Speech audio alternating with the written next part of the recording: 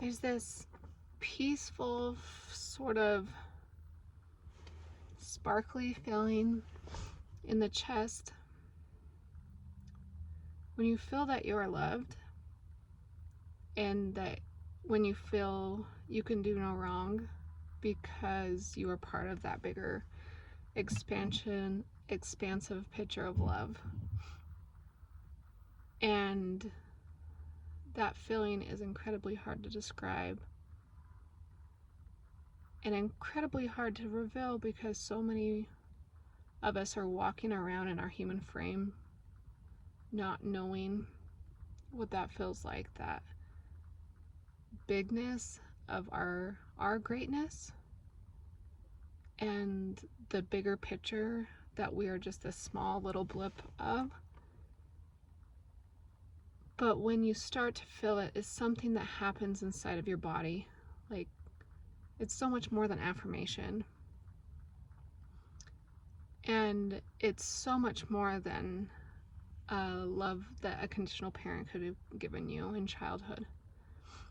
Hi, I'm Cami. I started talking about spiritual abuse this week, and I have linked a blog post below just with resources. I'm really think that it's important to resource the correct books, experts, and coaches to help navigate this unspoken feeling of unworthiness, and navigate it with someone that's navigated it before and put language and thought, feeling, and sensation to it.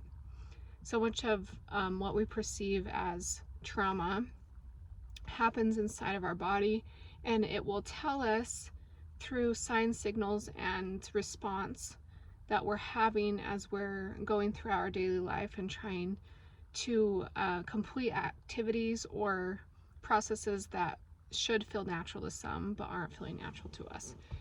And spiritual trauma happens a lot in organizations where there's a ruler in charge or somebody in charge. It also happens in families where there's like a right way to do things, and if you don't follow that line, then X, Y, and Z happens, and there's a consequence, and will withhold love, things, time, whatever, if you don't follow that correct line. Those are some of the guidelines behind it. To define it is unsure because it's tricky, and it's not as blatantly expressed unless sexual abuse is part of your church upbringing and history. That one is often buried, but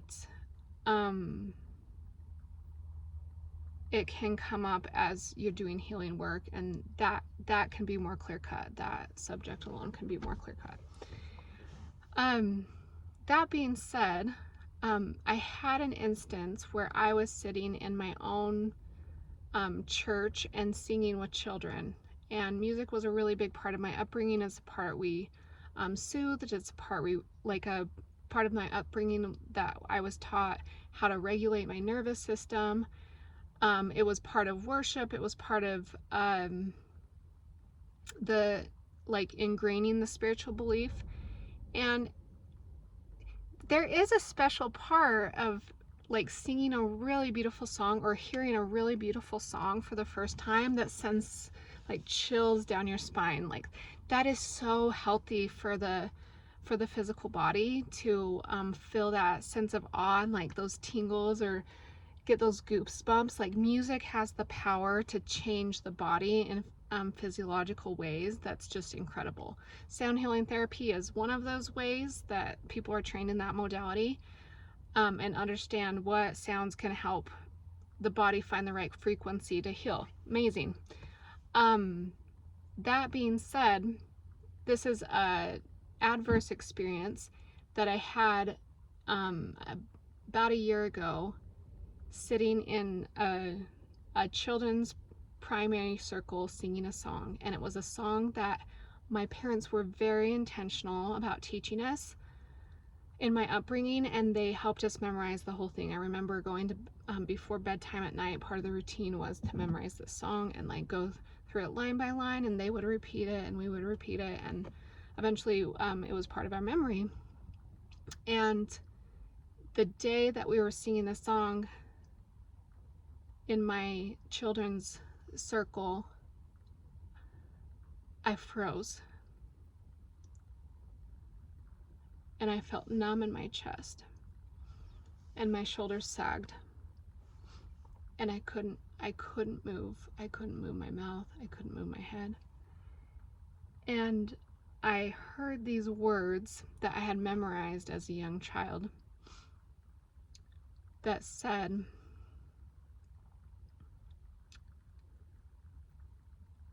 if you don't do anything good, then what are you good for?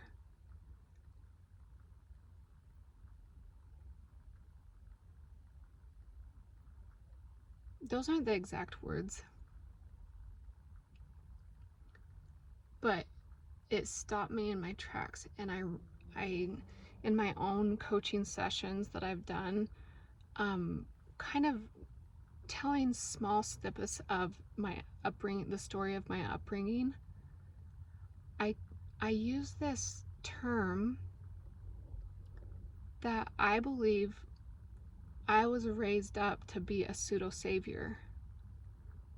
I was raised in Christianity, and in Christianity we're taught that Christ, he died on the cross and then completed the cycle of resurrection so we can be restored again like him. He like fulfilled that whole cycle, that he came back into a whole body and was healed, but after much sacrifice. And the thing is, in the whole picture, like, that sacrifice was for us. Essentially, we don't have to do that sacrifice again. But in this narrative that I hold in my body is like, no, there's people out there to save, and we better work our asses off to save them. And we better be hyper vigilant to do so. We better be in our fight or flight or fawning energy, which is all sympathetic based if you're looking at the autonomic nervous system. And this building of this idea of like, somebody out there needs us to save them, and if we don't do so, we fail. That's actually what the song says. If not, the song says, if we don't go and move and serve, if not, we have failed indeed. That's the line of the song that stunned me that day. So I went to the internet and searched this up, and like, this concept of pseudo saviouring, because I made up that term. It's like the best word that I had to describe what had happened in my upbringing. And I found a wonderful article, I'll link it in the description below. It was on Substack, that broke down two different philosophers and psychologists' ideas behind this. So it wasn't just me experiencing this. They had previously given a name, and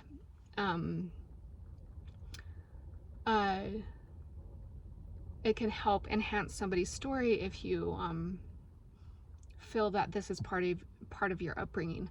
But the savior complex is like a commonly used phrase in Carl Jung's work. It's like, when we try to run this savior complex, it's a shadow that we've developed somewhere where we don't feel good enough, or we weren't seen, known, heard, believed, attuned within childhood. And so then, like, there's something that's missing inside of us that we're like reaching for and working for, and it is sympathetically driven because in our childhoods, as we're developing these thoughts, feelings, ideas, sensations, movements,